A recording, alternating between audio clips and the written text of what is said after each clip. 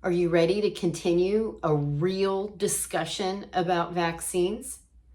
I'm Dr. AK with the Whole Human Health and Wellbeing. I'm a board certified emergency medicine and lifestyle medicine physician, and I focus on treating the whole human, keeping you healthy on the inside and healthy on the outside to keep you out of the emergency department. And we are going to get into more real discussions, transparent discussions about vaccines. So today we're going to talk about measles. So the first thing that you need to know about measles is it is the most contagious virus that exists. For every one person that has measles, they are going to give it anywhere to 12 to 18 other people. And part of the reason is you don't even need to have close contact with someone who has measles. They can quite literally walk into a room, walk out of that room, and for up to 2 hours, the people who walk into that room can get measles. So super contagious, right? Most of the time, people are going to get a high fever. They're going to have a cough, runny nose, maybe some pink eye can be associated with it. But then this rash starts at about 3 days in. And the rash looks a lot like you see here in this picture. This is a picture I pulled off of the CDC. And what happens is the rash will start kind of like at the hairline and then it will move down. So imagine somebody dumps a bucket of rash on your head. So it'll start up top and then kind of move down through your body.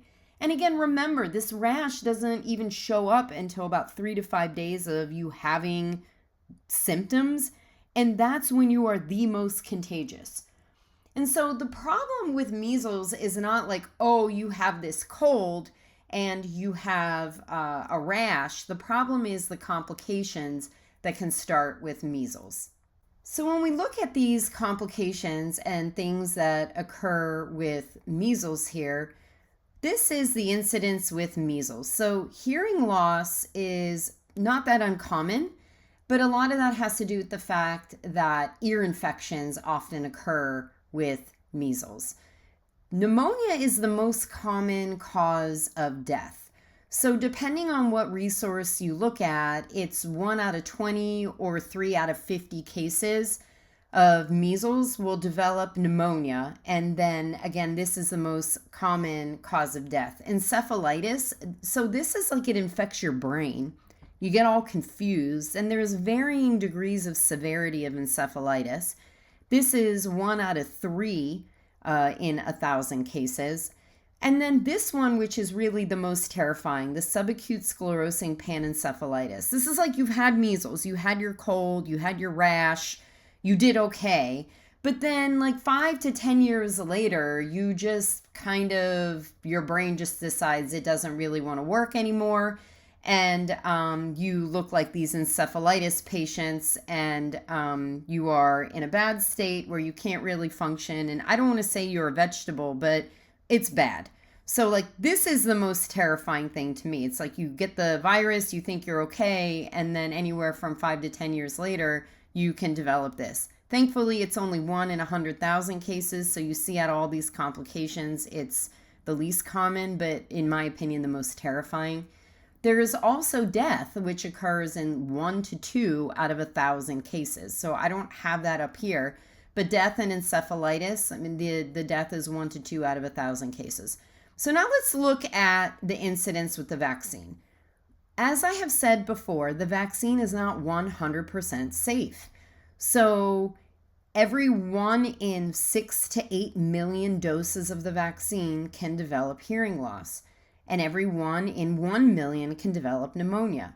When we talk about encephalitis, this is a little bit tough because I went through the literature. There was this one paper that was really great. It was a review article where they looked at every single reported case of encephalitis after the measles vaccine.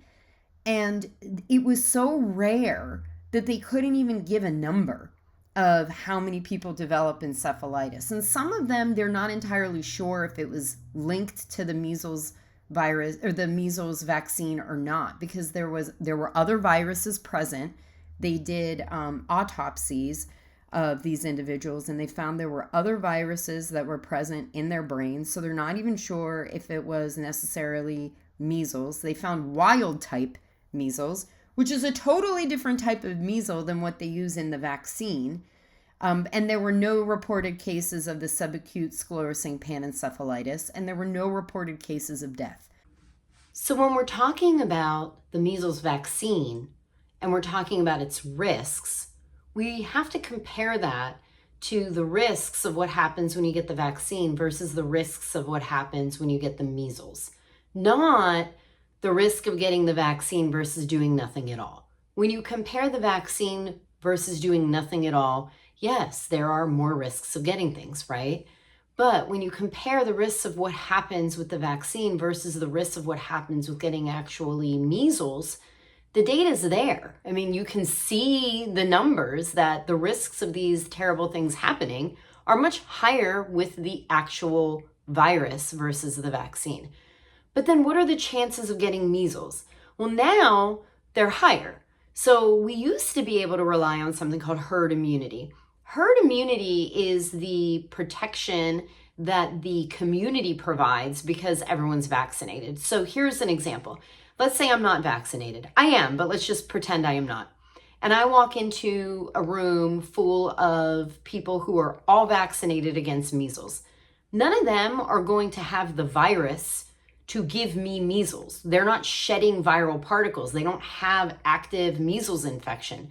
So when I walk into that room, I'm not going to catch measles. So even though I'm not vaccinated, I'm not going to get it because there's no virus in that room to get it from. Those numbers have gone down significantly because there's a large portion of the population who now choose not to get vaccinated. And it's important to know that not everybody can get vaccinated. There are some people who don't have that choice because their immune systems are so weak. Measles is a live vaccine. So what they do is they take a measles virus and they beat the crap out of it to make it very, very weak so it can't really do anything.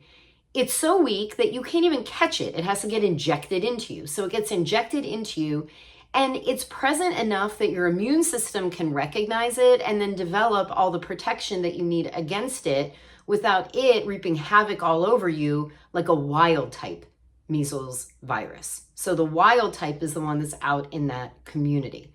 People who have very poor immune systems, they can't get even this weakened measles vaccine because that weakened form will cause problems in that immunocompromised state.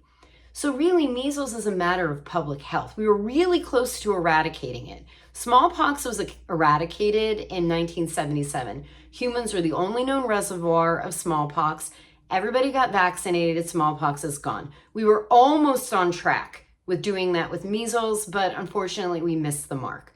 And now it looks like it's popping up everywhere, right? We have, it happened in New York, I think 2 years ago. We have Kansas this past year, followed by Texas. Now it's in New Mexico. There's reported cases in New Jersey. I know Pennsylvania has a reported case now. There was the first measles death in 10 years in Texas, which was in a 6-year-old who wasn't vaccinated. So it's back. And so not only do I strongly feel that we should be getting vaccinated because it is a matter of public health and community health, but if you have been vaccinated, you might want to go get your MMR titer drawn to see, do you still have immunity? Most of us will, some of us will not, and you may actually need a booster. And yes, I respect that the vaccine is not 100% safe, but it's safer than getting measles, and getting measles is now a real thing that we have to consider. Stay tuned for more discussions, real discussions that are transparent and data-driven on vaccines. I have a few more posts about some things that I want to talk to you about. You can follow me on social media. I'm on Instagram. I have a YouTube channel. I'm on Facebook. I also have a LinkedIn profile for those of you who are on business and doing LinkedIn. In addition to that, every Sunday I post a blog called From Dr. AK's Desk. And this coming Sunday will be all of this vaccine information. So stay tuned, follow, and stay healthy.